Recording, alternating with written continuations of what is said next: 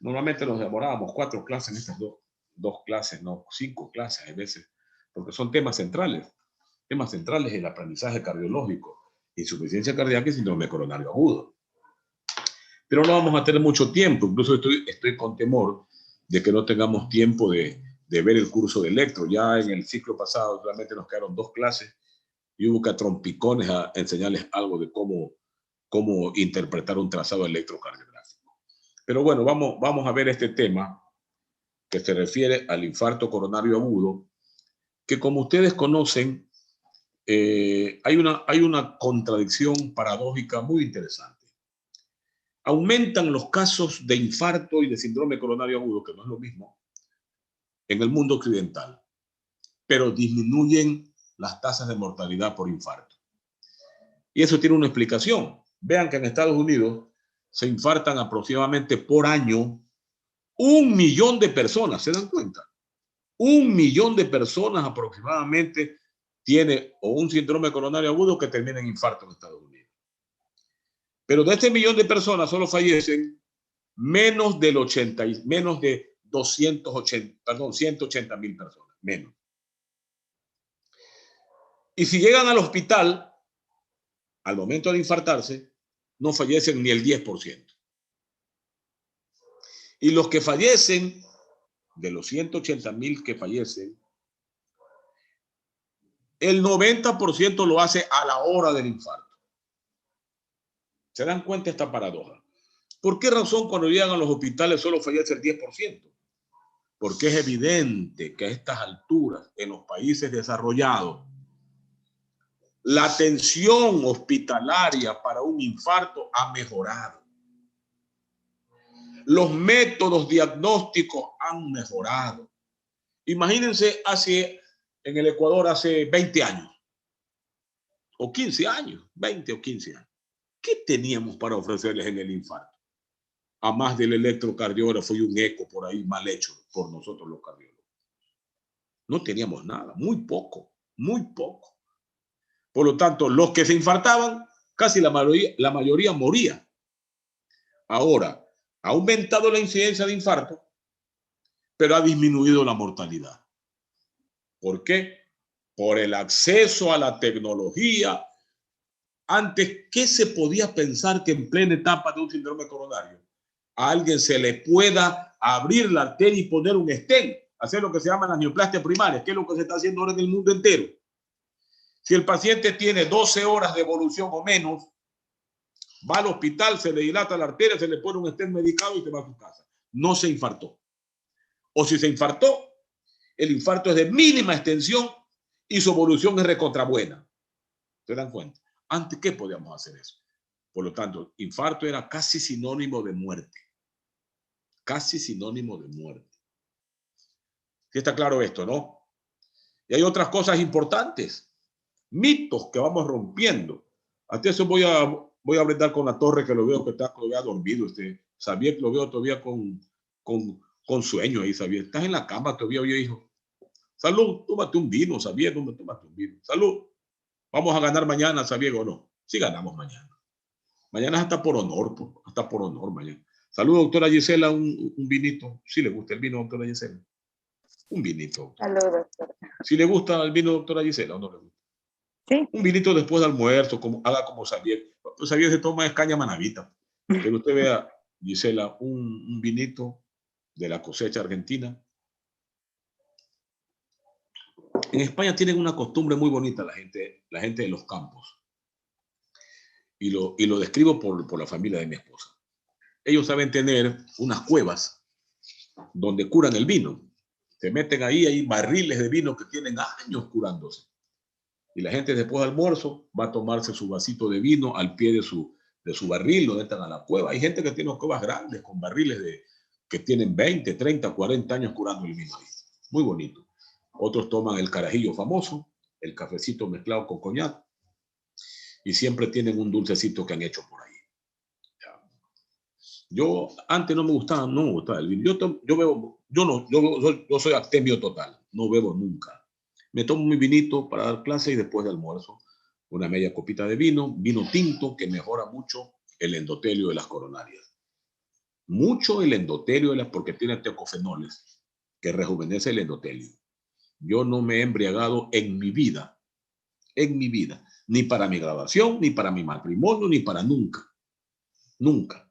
Yo no concibo que alguien se siente a beber hasta embriagarse. No soy ningún santo, pero sencillamente no me gusta.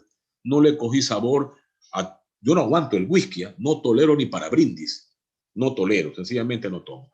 Pero el vinito me parece una sangría que se puede tomar con alguna comidita especial, el marisquito por ahí, queda perfecta la sangría. Así que voy a brindar con Íñiga para que no se le reviente la hiel. Salud, Íñiga.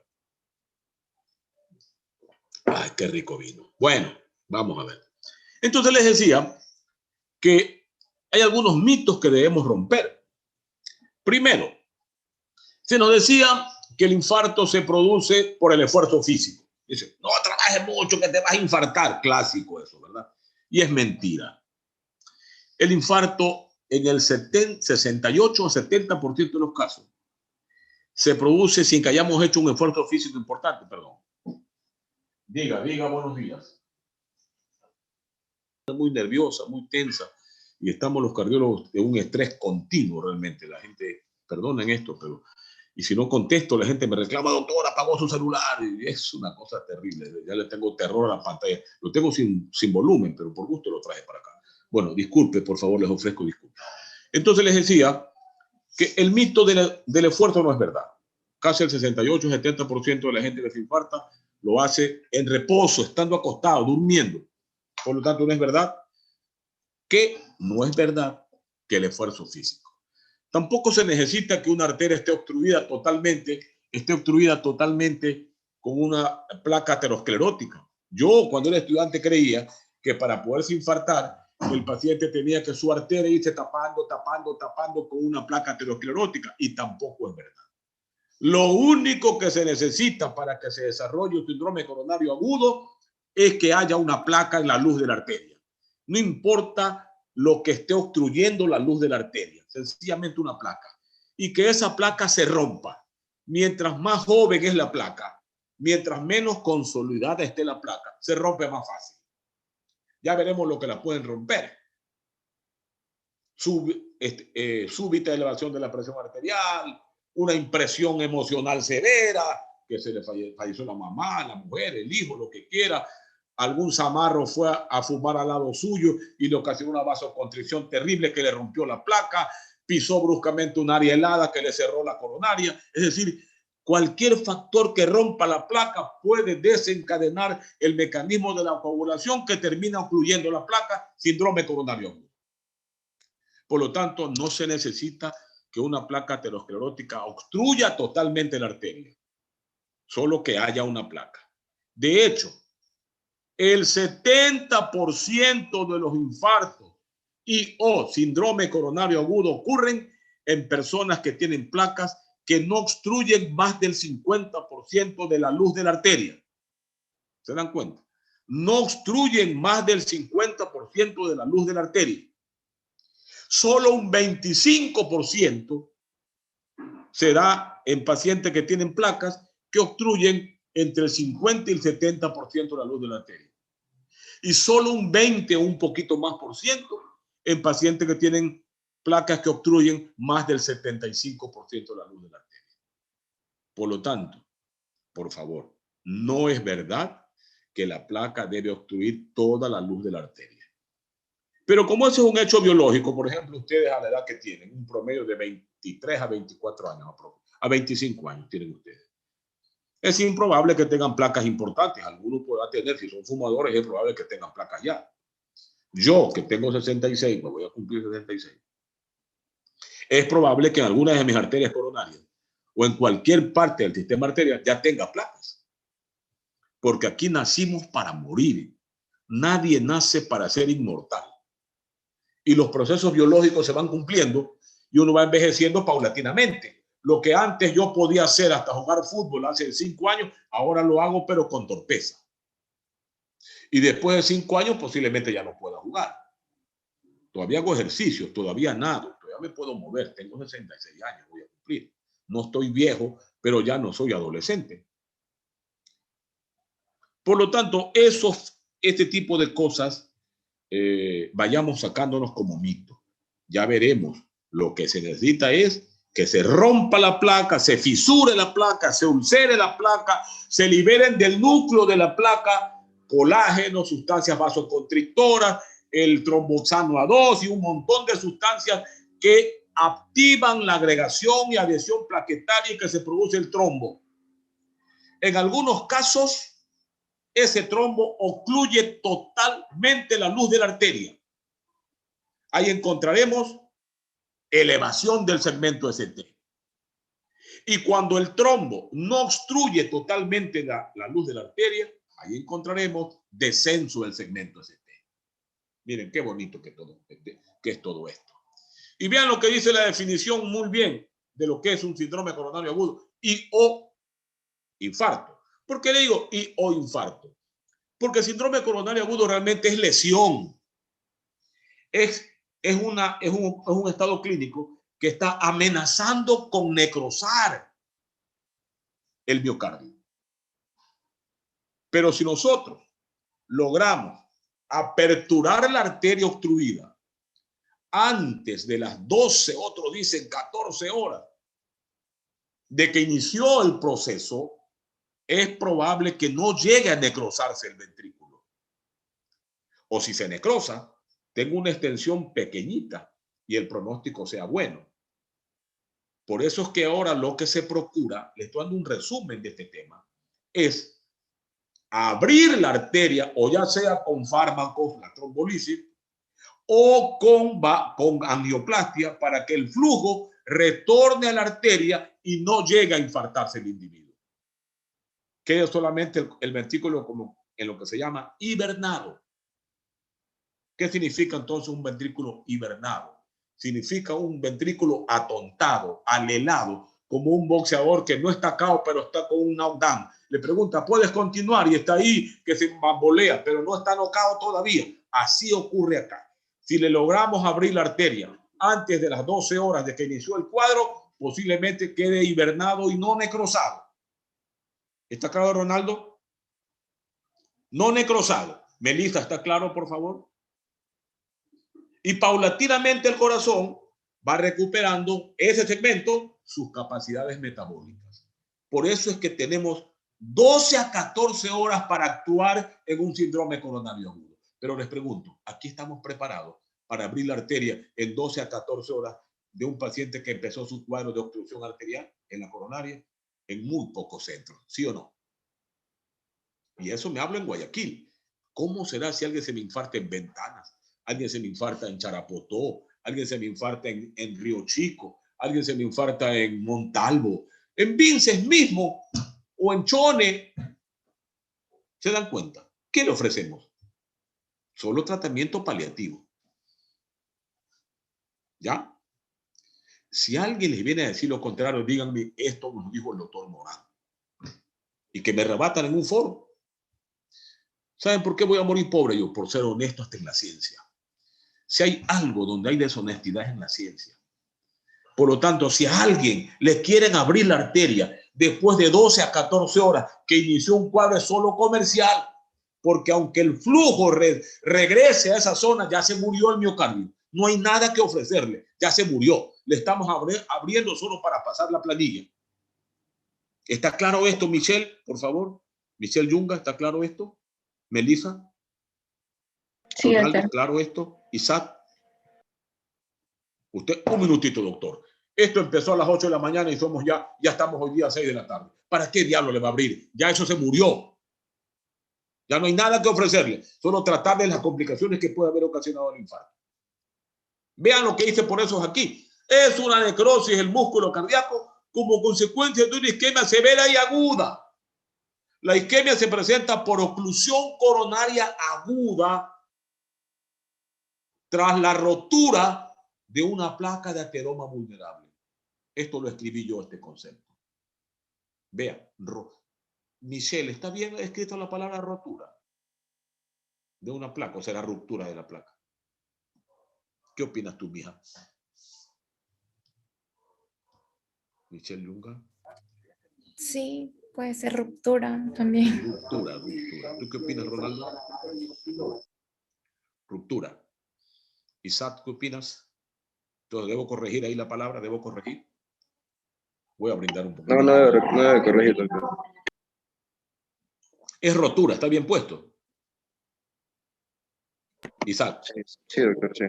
Está bien, bueno. A ver, vamos a ver qué opina por acá la feligresía. Ahí se llama, doctor, a los fieles, ¿no? Feligresía. Ramírez Marchiulis, así es, ¿no? Ramírez, ¿qué opinas? ¿Está bien escrito rotura o debo corregir la ruptura?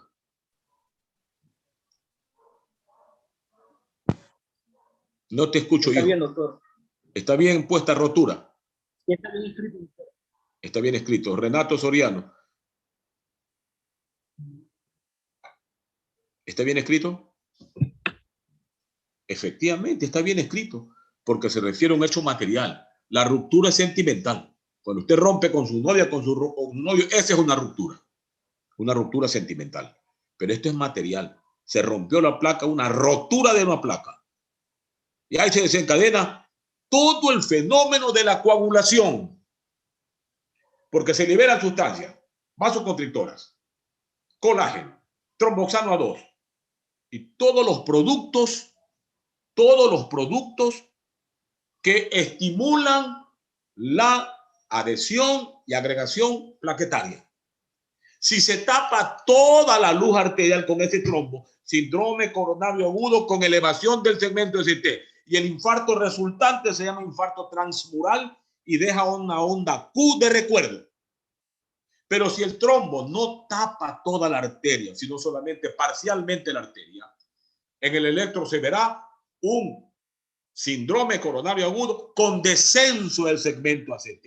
Y si se llega a infartar, no deja de recuerdo onda Q. Por eso se lo llamaba antes infartos subendocárdicos. Por lo tanto, usted se mete a su reflejo condicionado. Cuando usted observe en un electrocardiograma elevación del segmento ST, quiere decir que en esa arteria el trombo ha tapado toda su luz. En cambio, si se ve un descenso del segmento ST, quiere decir que el trombo ha tapado solo parcialmente la luz de la arteria. En el primer caso, trombo transmural con onda Q de recuerdo. En el segundo caso, infarto transmural con onda Q de recuerdo. En el segundo caso, infarto no transmural subendocárdico sin onda Q de recuerdo. Una variante, por eso, del síndrome coronario agudo con descenso del segmento ST es la angina inestable. Vean acá los factores de riesgo, ya los conocen, no lo vamos a insistir, modificables y no modificables. Vean a la señorita muy elegante ahí, que está viendo su película favorita con un buen plato de canguil. Le falta la mayonesa ahí, que siempre se usa como adorno, yo que sé, gastronómico, la mayonesa, ¿qué más? Salsa de tomate, Steven, tú le pones ahí también un poquito de ají, ¿no? Digo yo. Y la dama está comiéndose con su platito de canguil. ¿Cuántas veces hacemos esto? Yo qué sé. Acá está lo que les decía. Antes se llamaba infarto transmural. Aquel que afectaba o afecta a todo el grosor de la pared ventricular. Se debe a rotura de placa con obstrucción completa de la luz de la arteria. En cambio, el subendocárdico, limitado solo al tracto interno de la pared ventricular, aumento de la demanda cardíaca, aquí el trombo solo ocluye parcialmente la luz de la arteria. Acá se llama infarto transmural, deja onda Q de recuerdo, acá no deja onda Q de recuerdo. ¿Ya? No deja. Vean las causas, aquí es importantísimo. Qué bonito que es este tema. Qué pena que tengamos poco tiempo. Qué bonito que es. Vean acá, habla de dos cosas importantes. Ataque aterosclerótico como un caso de infarto. ¿A qué se está refiriendo cuando dice ataque aterosclerótico? Se está refiriendo al fenómeno de placa, lo que les estoy diciendo. Se rompe la placa y se desencadena todo el mecanismo de la coagulación, que termina tapando totalmente o parcialmente la arteria. Y vean lo que habla acá, la disfunción endotelial, cuando ya el endotelio está enfermo. ¿Cómo lo enfermamos? Con hipertensión, con el azúcar alta, con el sedentarismo, con el sobrepeso, con el cigarrillo, etcétera, etcétera. Ya cuando hay estos factores, perdió su función normal el endotelio, está listo para formar placas de ateroma. Listo. Vean este porcentaje de riesgo colombiano parecido al nuestro. Vean acá un poco a repetir lo que ya acabo de decir. ¿Cómo se inicia el proceso? Con una rotura o erosión de la capa fibrosa de la placa. Rotura, se rompe. ¿Eso qué ocasiona? Que salga colágeno, salen los lípidos, se liberan células inflamatorias, radicales libres, tromboxano A2, y eso activa el proceso de la coagulación. Y al activar el proceso de la coagulación, se adhieren, se agregan las plaquetas y se forma un trombo oclusivo, total o parcial. Miren qué bonito que es esto. Y vean acá, se forma el trombo oclusivo, ¿qué ocasiona? Isquemia. Y la isquemia puede conducir o no a la necrosis. Si está más de 12 horas obstruida la arteria, seguro que ya ese corazón se infartó. Pero si la abrimos antes de las 12 horas, lo ideal es menos de 8 horas. Mientras menos tiempo actuemos, mejor. Pero acá no estamos preparados para eso. No solo los hospitales, a la población no le hemos enseñado que ante un dolor coronario, que lo vamos a ver más adelante, debe acudir rápido al hospital. Y por último, aunque acuda, ¿o cree que usted esto se puede hacer en el hospital Guayaquil? ¿O se puede hacer en el hospital del Guasmo? ¿O se puede hacer en el hospital universitario que Correa le robó a la universidad? ¿Creen que se puede hacer ahí? No. Aunque llegue ahí, ¿quién le va a hacer angioplastia primaria? ¿Qué es lo que se hace ahora? La dilatación de la arteria inmediatamente. Quizá en alguno de estos hospitales pudiera ofrecerse la trombolisis con estreptoquinasa, porque no hay otro más acá. Pero ¿cuánto creen que valen las ampollas de estreptoquinasa? $500 vale. ¿Creen que un pobre hombre que trabaja en un empleo público o es un obrero puede comprarse una ampolla de $500? A veces se mueren en nuestras narices sin saber qué ofrecerle. Despiértanlo a Cristian Camilo Ortega, que está hipoglicémico ahí. Tómate un café, Ortega, hombre. Un poco de vino te voy a brindar. Vino, Ortega, salud. Ortega, así que a los 24 años estás desmayando. Yo que tengo 66, de aquí voy a jugar fútbol. ¿Sabe cuántos pacientes tengo citados ahorita, Ortega? 8 pacientes están afuera esperándome ya. Después de esta clase voy a descansar dando consulta. Y a las 4 tengo un foro. Y a las 9 tengo una reunión de otro foro con las sociedades de cardiología. Es decir, yo ya descanso a las 12 de la noche. Y a las 5:30 estoy despierto ya. Yo duermo muy poco. ¿Creen ustedes que nos podemos dar el lujo de estar en la cama con una vida tan corta? Yo le digo a mi gente, por favor, ¿ustedes creen que podemos darnos el lujo de estar en la cama hasta las 8 de la mañana cuando el promedio de vida es 80 años? Y dejar de ver cómo es la vida, el sol, yo qué sé. Cuando yo voy a la playa, yo tengo una pequeñita propiedad en la playa, en la montaña de Lobo. Se lo juro, yo no me meto nunca al mar, pero a las 6 de la mañana estar sentado frente al mar. Ahí sentado, después de que he caminado unos 2 o 3 kilómetros en la playa. Me siento, voy a Olón a comprar El Universo y me pongo a leer frente al mar. Y a las 8 voy a mi casa, que está cerquita de la playa de ahí, a desayunar. O voy a desayunar con mi gente a cualquier lugar de ahí, que hay bastantes lugares donde desayunar. Pero estar en la cama, en un lugar donde uno puede ver la vida, ver la gente, ver el sol, ver el río, aspirar, hasta las 11 de la mañana yo me muero. Cuando yo estoy en la cama hasta más de las 6:30, me levanto con una migraña, doctora Dayana. No puedo estar en la cama más de las 6:30 de la mañana. 6:30 de la mañana para mí ya es una grosería. A las 6:30 estoy ya viendo los diarios que me llegan a mí. Yo leo 3 diarios aquí en El Comercio, El Expreso y El Universo. Hoy no tuve tiempo de leer El Comercio porque me levanté como a las 6:15. Me levanté tardísimo, muy tarde. Así que, muchachos, aprovechen la vida, hombre. Ustedes parecen un carro de 1.000 kilómetros, que no le pasa nada. Cuando uno tiene un carro recién comprado, lo que tiene es prenderlo, ponerle gasolina y cambiarlo de aceite. Ana, tómate un taza de café, Camilo Ortega, corre. Ana, toma y regresas, hijo, corre, hijo, corre. Hasta que te cabeceas ahí, hombre.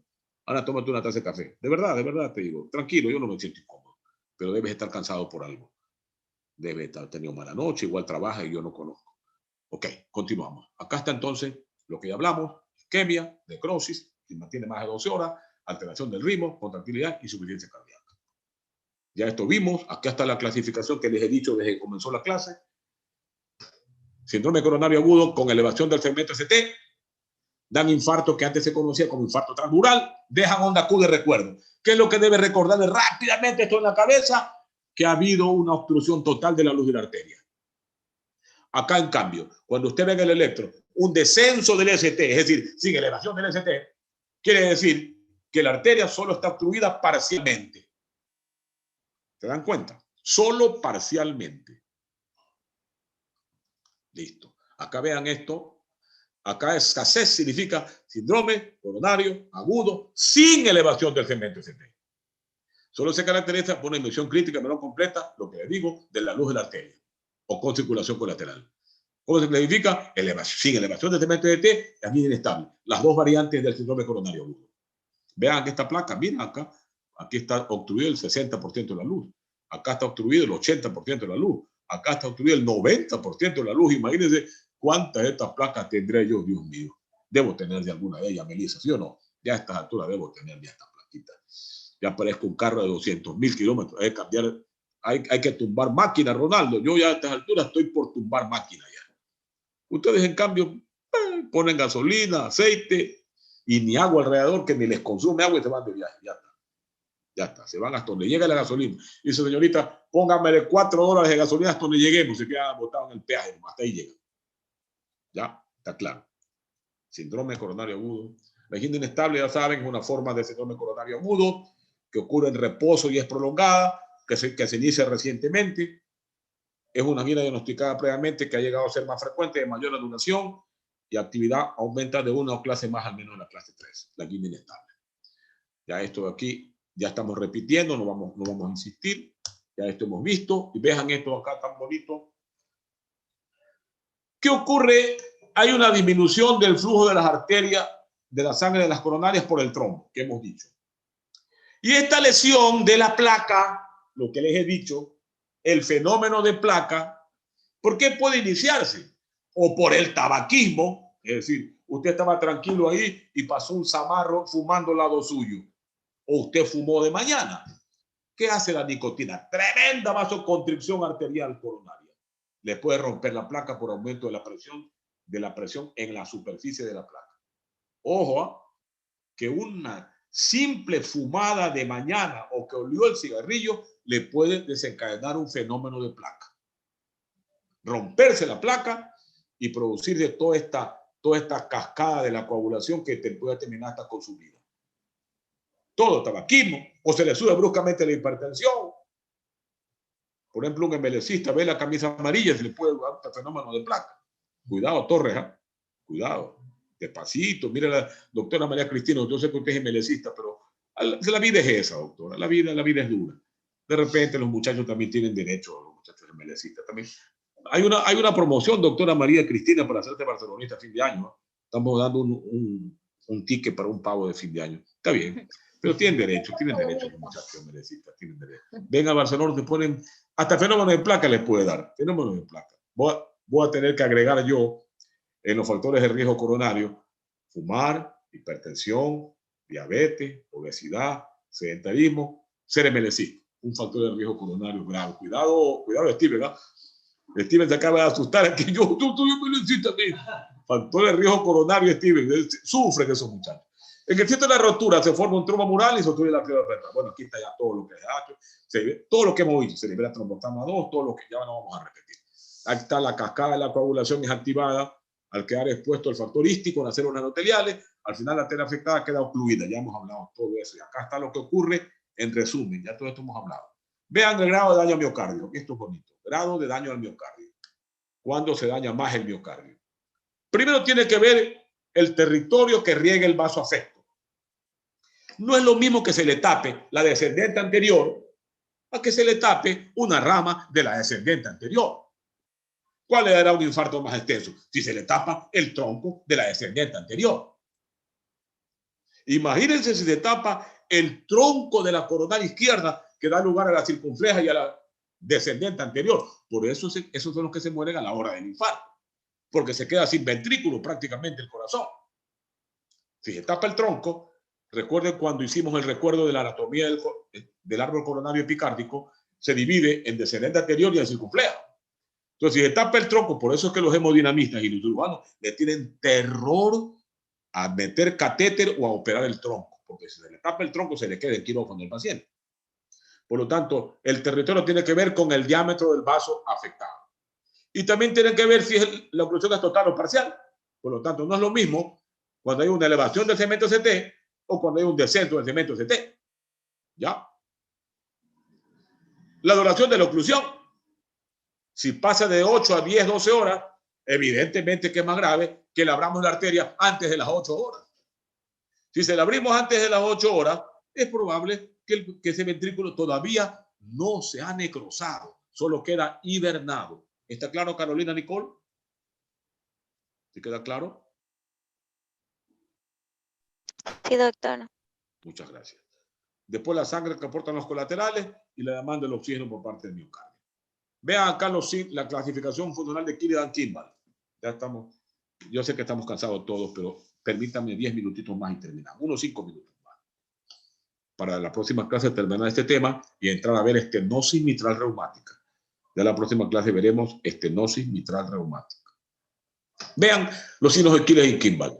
Cuando alguien se infartó y tiene ausencia de congestión pulmonar, la mortalidad solo llega al 5%. Seguramente aquí se ha obstruido un vaso de poco calibre. En cambio, ya cuando usted ve, usted encuentra estertores pequeños en las bases pulmonares o tercer ruido, el grado funcional 2, ya se mueren hasta el 10%. En cambio, cuando llega el edema agudo del pulmón, ocasionado por un infarto, seguramente que la arteria tapada debe ser la descendente anterior, o ambas arterias. Ya se mueren el 45%. Y en shock cardiogénico, cuando está agonizando por un infarto, seguramente porque se le ha tapado el tronco de la arteria coronaria izquierda. Se mueren el 90%. No hay nada que le salve la vida. ¿Ok? ¿Ok, Carolina? ¿Sí? ¿Está claro esto? Bien. Acá ya esto lo vamos a ver. Y acá. Vean el cuadro clásico del infarto agudo de miocardio, la tríada clásica. Para poder, dicen las normas de la Organización Mundial de Salud, para poder aceptar que alguien se esté infartando o tiene un síndrome coronario agudo, debe tener 2 de los 3 siguientes parámetros. Dolor, como el que vamos a describir. 2 alteraciones electrocardiográficas y 3 movimiento enzimático cardíaco. Son los 3 parámetros que la OMS y la Sociedad Mundial de Cardiología exige para aceptar que estamos frente a un paciente con un síndrome coronario agudo que se va a infartar. Repito, el dolor, que lo describiremos aquí como es, el dolor, las alteraciones electrocardiográficas y los cambios enzimáticos del miocardio. Si hay 2 de esos 3 parámetros, aceptamos que estamos frente a un caso de infarto agudo de miocardio o síndrome coronario previo agudo. ¿Está claro, señorita Peña? Señorita Villamil. ¿Está claro? Muchas gracias. Ronaldo, ¿quedó claro esto? Sí. Señor Madrid, señor Tinoco, ¿está claro esto? Por favor. Señorita León, señorita Borja. Usted está en un hospital, doctora, que está con una mascarilla. ¿Está en el hospital? ¿Dónde está usted? Doctora Borja. ¿No está en su casa, doctora Margarita? Doctora Borja, ¿está aquí? ¿O está congelada la cámara? No está. Prenda su cámara, señorita Borja, por favor. Tenga la bondad. Señorita Borja está con nosotros porque hay un montón de gente que ha salido ya. Bueno, eso es irrespeto que no tolero. Pero bueno, cada cual es dueño de su destino. El ser humano es arquitecto de su destino. Hay dos axiomas de vida también, doctora Melissa Morán. Primero, la vida es como un restaurante. Nadie se va sin pagar su cuenta. Eso es obra mía. Y 2, otra acción. La vida es lo que ya vivimos. Eso dijo Gabriel García Márquez. La vida es lo que ya vivimos. ¿Se dan cuenta qué profunda esa reflexión de Gabriel García Márquez? Así que tomemos como ejemplo esas cosas. Si nosotros nos cansamos de 2 horas de clase, ¿qué ánimo vamos a tener para luchar por vivir? No se dan cuenta. Si esta pequeñísima prueba de sacrificio intelectual no somos capaces de soportar.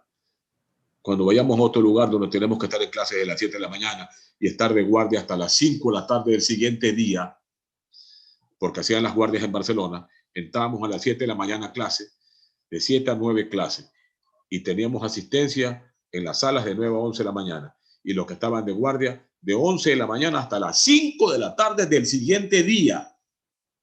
Y no podíamos salir si no entregábamos el informe de guardia al residente que entraba para ver los pacientes que quedaban en la cama.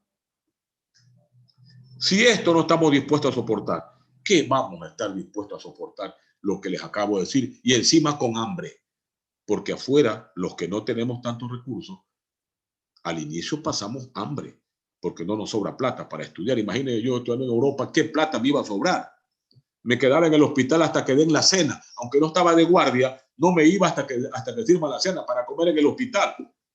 Mis amigos me decían, ya ándate a la casa, me decían, yo no me iba para comer ahí gratis.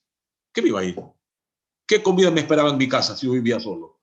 Por lo tanto, ya mi guardia terminaba a las 5, pero me quedaba hasta las 10:30 donde daban la comida de noche. Ahí me iba a la casa, decían.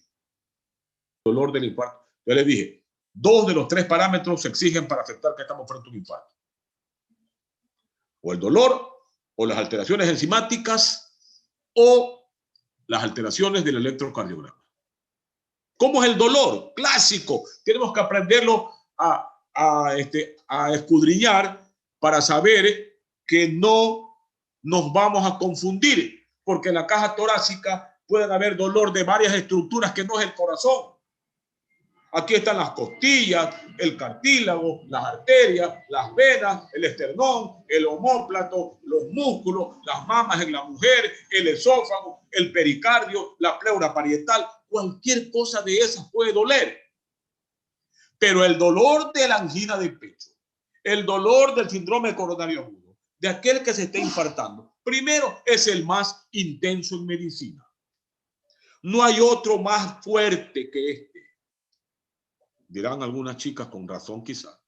Es que como son varones, el que hizo esa escala no sabe lo que es el parto. Digo yo, señorita Villamil, ¿no? Y está bien, ¿no? A la final. No, porque en segundo lugar va el cálculo renal y el parto no aparece por ningún lado. Seguramente debe ser eso. Y a la final yo lo acepto. Esto es escrito, esta escala de valores está en Braunwald, de dolor. El más intenso en medicina es el del infarto agudo de miocardio. No hay otro más intenso. De ahí viene la neuralgia del trigémino, el dolor de las muelas. Cuando le coge el trigémino, madre mía, ¿quién no ha tenido un dolor de muela? Ahí vienen los cólicos espásticos de vesícula, de ureter, del útero, del colon, etcétera, etcétera. Y no aparece en la escala de dolores el dolor de parto. Y las mujeres con mucha razón han dicho, claro, es que la escala la hizo un hombre y no sabe lo que es parir. Es probable, doctora Peña, ¿no?, que tengan razón. Esta sociedad nuestra es llena de machismos, es llena de patriarcalismos primitivos que piensan que la mujer por ser tal es más débil. Por eso yo detesto a aquel que la califica como el sexo débil. Yo no sé dónde salió esa estupidez. Primero, la mujer biológicamente es más fuerte que el hombre. Biológicamente es más fuerte. El hombre tiene más masa muscular, que es otra cosa diferente. La mujer tiene más resistencia biológica. Es sencillo. Tiene 2 cromosomas igualitos. Los hombres tenemos uno y otro. La mujer tiene 2 cromosomas. Por eso más se mueren al nacer más niños varones que niñas mujeres.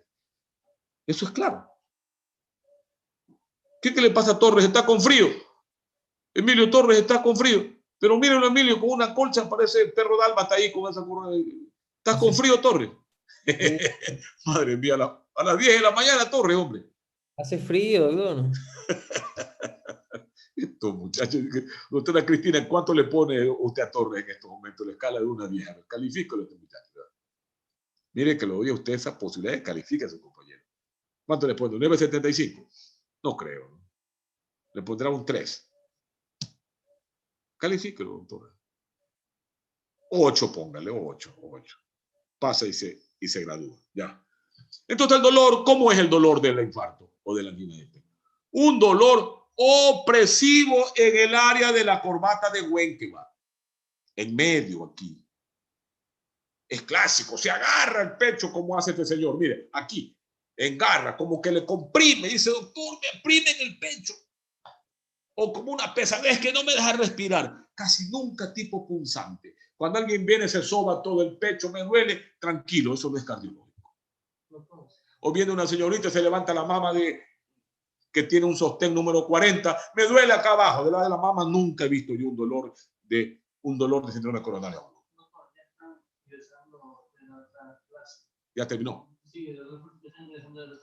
Correcto. Bueno, hasta ahí nos quedamos, ¿no?